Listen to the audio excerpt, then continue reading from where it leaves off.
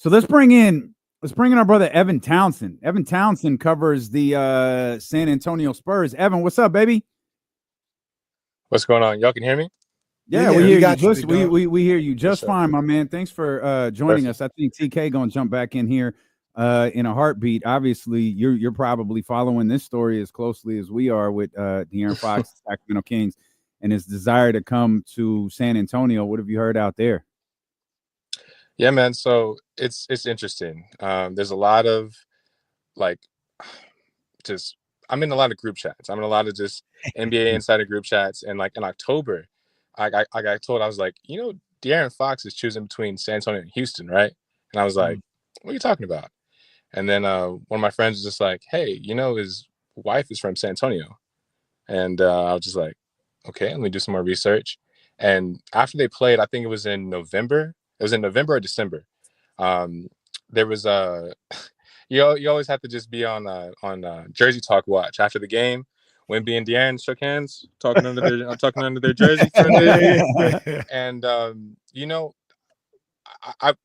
I don't know much about Mike Brown. I thought he was a great coach. He's had a great long tenure in the NBA, a well-respected man.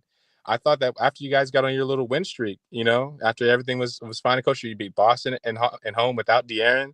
Everyone was saying you guys people were saying that y'all are better without De'Aaron, and I don't know, man. I don't know. So what I've heard is that it's coming down to San Antonio and to Miami for the past few months. And when it comes down to it, San Antonio has the best packages by far. I don't want to just label and throw guys in there that aren't all-star caliber, but like a Stephon Castle, Trey Jones, and as many picks as you want is probably going to be the best that you can get. Miami is probably going to offer you like a Jaime Jaquez, a Jovic. I don't know if Jimmy Butler's going to be in the 3-team trade. These feeder teams like Utah, maybe even Portland can get in the mix to make the money match. They don't have a lot to offer that is like screaming star potential. I don't want to throw in Devin Vassell just quite yet. I hate to even throw in Stephon Castle, but like a Stephon Too bad, Castle. Evan. Yeah. We better throw him. We don't have a deal then. We don't have a deal. A Stephon Castle, Keldon Johnson, and Zach Collins. I think that can possibly get it done. And that's just all I've heard. I haven't heard anything significant, but his girl being from the city, him being just close by from Houston. I don't want to say the writing's on the wall, but I've heard these things for months now, and I didn't believe it. I did not believe it. I was just like, this is just smoke screen season. Obviously, when Mike Brown got fired, there's a little bit of rumblings going around, but I think that today is kind of a major day. We'll see how it plays out. Yeah. First of all, Evan, take that stupid little smirk off your face, because I know y'all look. Y'all already have an embarrassing amount of riches out there with the face of the league, man. And now you're getting a guard to go along with it while we're left to pick up talking about, I don't know, we're going to include Devin Vassell. No, we're not doing that. And see, Evan, I'm gonna just keep it a stack. I don't want to say I don't like San Antonio's trade package, because I do like Devin Vassell. I do like Stephon Castle. I think they're good ball players. I forgot about Trey Jones. He can go to, and you got picks. But and it may be a moot point because he may not want to go to any of these places. But I'm looking at Miami. I'm putting. Well, I mean, Evan just co-signing. That's the first. That's pretty. It's the first time I've heard that from another person. That's pretty. I mean, I know Sam threw it in there, but we speculated as to why that might be. That's a good little nugget from Evan right there. I like Tyler Hero. I think Tyler Hero is better than anything that San Antonio has to offer. And then I don't think this will be the case. But if Houston got involved, Houston got everything. Yeah, Houston has players, young players, draft picks, all this other stuff. But like we've been talking about earlier, if Rich Paul and them are saying it's a no-go to re-signing anywhere but San Antonio, it's gonna be tough to get a deal done with any of these other guys. CK, what do you think?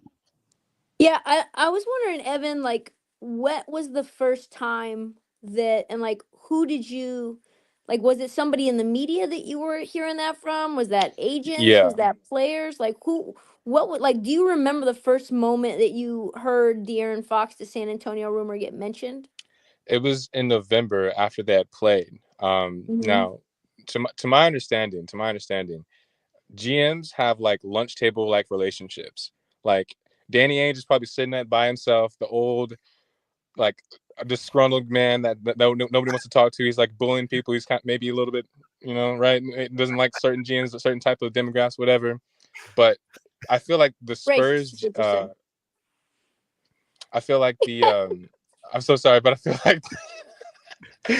like the Brian Wright has taken over for about maybe 6 years now, and he's been on the phone with almost every single team, every single trade package, the Russell Westbrook trade, the 4 or 5 team mega trades. He's always been in and around in, and when it comes down to it, he's been kind of holding on to a lot of these picks. The DeJounte Murray trade.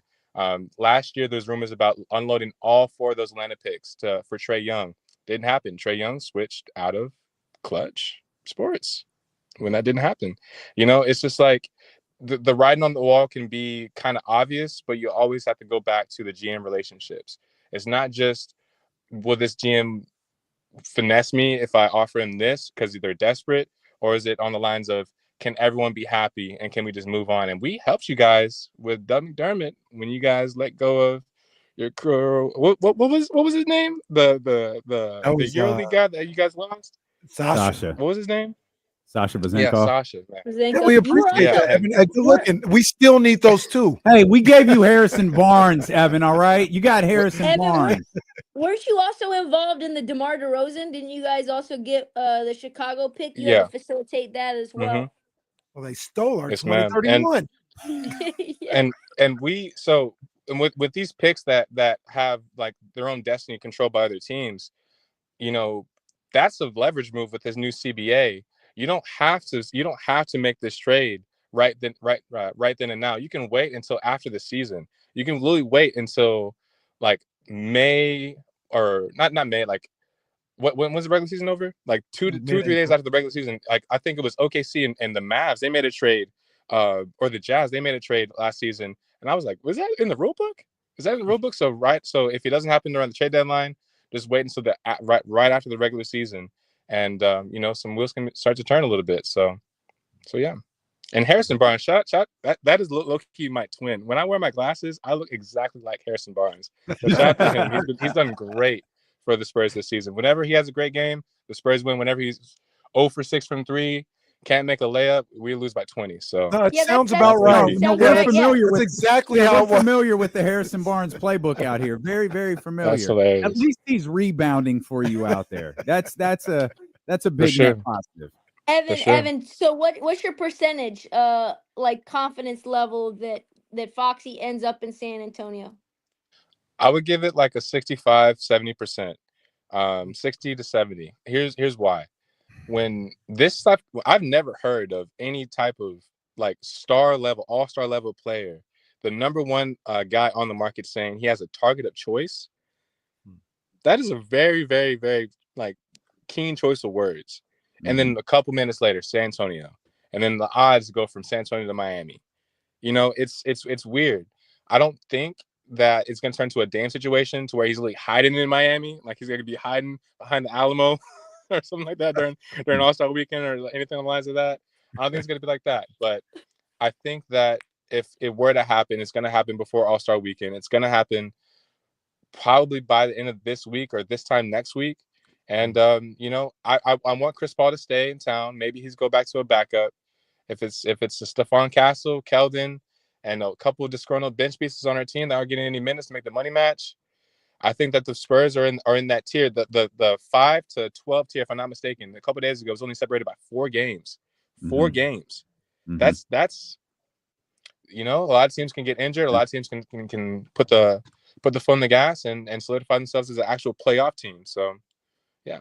Sir, you keep forgetting to say Devin Vassell. Yeah, Devin and Stephon. Yeah, we got to deal if that happens. Thank you. Anything less is uncivilized.